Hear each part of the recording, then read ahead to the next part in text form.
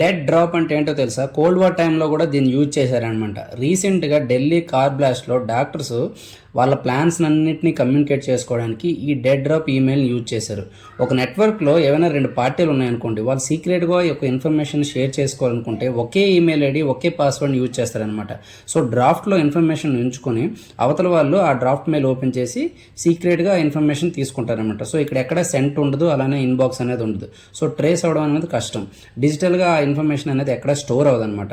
So information trace చేయడం చాలా కష్టం అవుతుంది. కాబట్టి కోల్డ్ వార్ టైంలో కూడా వాళ్ళు వెపన్స్ గురించి, ప్లాన్స్ గురించి, స్టోరేజ్ లొకేషన్స్ గురించి సీక్రెట్గా ఏదైనా ఒక ప్లేస్ ఉంటే అందులో ఒక ఐటమ్ని పెట్టడం, ఇంకోళ్ళు వచ్చి ఆ ఐటమ్ని తీసుకెళ్ళడం, ఇలా వాళ్ళు ట్రాన్స్ఫర్ చేసుకునే వాళ్ళం అనమాట ఈ డెడ్ డ్రాప్ ఈమెయిల్ యూజ్ చేసి.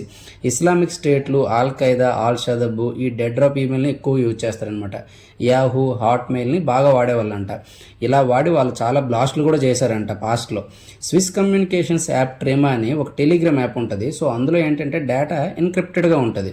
దానికి ఫోన్ నెంబర్ కానీ ఈమెయిల్ కానీ ఏది అవసరం లేదు. సో వీళ్ళకి మరికొంచెం హెల్ప్ అవుతుంది అనమాట. సీక్రెట్గా వాళ్ళ ఇన్ఫర్మేషన్ పాస్ చేసుకోగలుగుతున్నారు ఇందులో.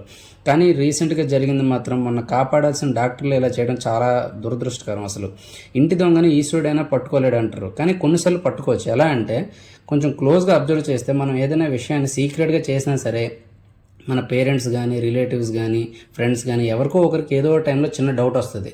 సో అలా కొంచెం అబ్జర్వ్ చేస్తే ఆ స్లీపర్ సెల్స్ అనే వాళ్ళని ఎవరినైనా ఈజీగా పట్టుకోవచ్చు. ఇది నా సజెషన్ అంతే.